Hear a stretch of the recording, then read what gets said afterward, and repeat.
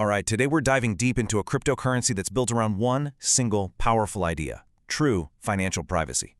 We're talking about Firo, a project really designed to put you back in the driver's seat when it comes to your own financial data. So let's just start with a really basic question. When you use crypto, do you just assume your transactions are private? I mean, it seems like they should be, right? Well, for many of the biggest cryptocurrencies out there, the surprising answer is no. Most blockchains are basically public ledgers, and that means anyone with the right tools can trace the flow of funds from one wallet to another. This is the exact problem that privacy coins were created to solve. So what even is a privacy coin? Well, simply put, it's a specific type of crypto that's engineered from the ground up to hide the details of a transaction. The goal, the whole point, is to make every payment completely anonymous and untraceable. You know, to give us back the kind of financial privacy we pretty much expect when we use something like physical cash. Okay, so to really get how Firo pulls this off, we're going to break it down into 5 key parts. We'll start with the basics of what Firo is, then dig into its core privacy promise. From there, we'll get into the really cool tech called Lelantus, see how the network stays secure, and finally, we'll take a look at the numbers that define the coin itself. First up, what is Firo? You know, at its heart, Firo is a cryptocurrency designed to deliver on that original promise of digital cash. It gives users the power to make financial transactions that are genuinely anonymous, breaking those links on the blockchain that could otherwise reveal who you are or what your spending habits look like. Now, Firo wasn't always called Firo. It actually got its start way back in 2016 as Zcoin. It rebranded in 2020, but this wasn't just, a cosmetic change. It was a really strategic move to signal its evolution and the adoption of its brand new, groundbreaking privacy protocol, which is exactly what we're about to get into. And that brings us right to Firo's core privacy promise. We know what it wants to do, but the really fascinating part is how it does it. I mean, how exactly does Firo make a transaction, effectively disappear from prying eyes on the blockchain? The magic behind Firo's privacy is all powered by its own custom-built cryptographic protocol, and it's called Lelantus. You can think of this as the super high-performance engine that's driving the entire anonymity system. It's a seriously sophisticated piece of tech, designed from the ground up for one single purpose: privacy. So what does Lelantus actually hide? Well, it's not just one piece of the puzzle. It conceals who sent the money, who received it, and the amount that was sent. By hiding all 3, it basically mixes your transaction into this huge crowd of other transactions, what the experts call a large anonymity set, making it pretty much impossible for anyone to connect the dots.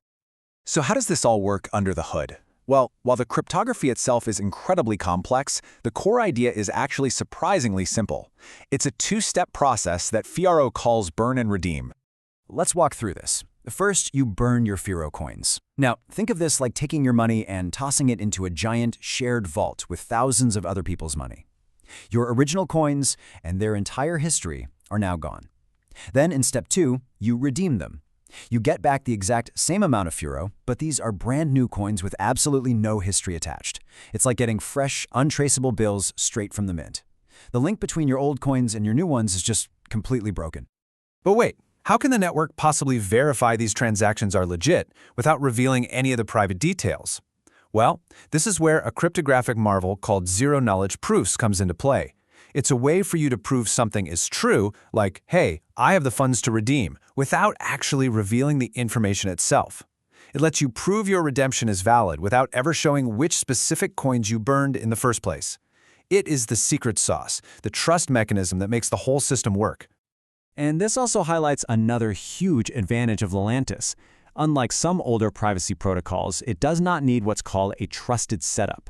A trusted setup is this one-time event where secret data is created, and if the people involved don't destroy that data properly, they could secretly create fake coins out of thin air. By designing a system that avoids this risk entirely, Firo seriously boosts its security and its transparency. It's a big deal. Okay, so we've covered privacy, but a network also needs to be rock-solid secure from attackers, right?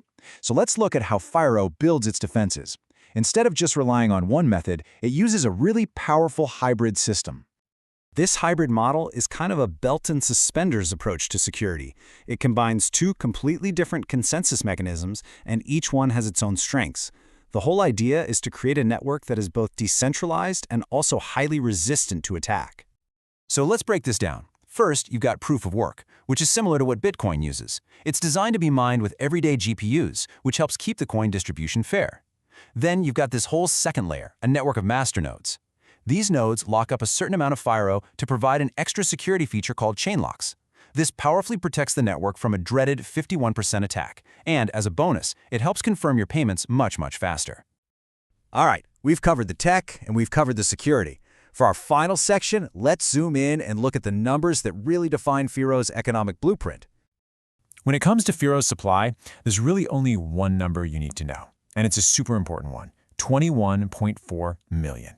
That is the absolute maximum supply of Firo that will ever exist. It's a hard cap built right into the code, ensuring that scarcity is a fundamental part of its design. And yeah, that similarity is definitely intentional. By mirroring Bitcoin's iconic scarcity model, Firo builds in a predictable and ultimately deflationary economic policy. For a lot of people in the crypto world, having this kind of hard cap is just a fundamental piece of what makes a digital currency sound. So, to wrap this all up, what are the crucial points to remember about Firo? Well, first, it's a pioneering privacy coin. Second, it uses that elegant burn and redeem mechanism from Lelantus to give you anonymity. Third, its technology doesn't require a trusted setup, which is a huge security plus. And finally, the whole thing is secured by that robust, hybrid system of proof of work and masternodes. And all of this brings us to one final, thought-provoking question. As our lives get more and more digital, projects like Firo really force us to think about the nature of privacy itself. Is the ability to transact without being watched a fundamental right we should protect? Or is it a privilege that we might just have to give up? That's a question Firo is trying to answer. Thanks for joining this explainer.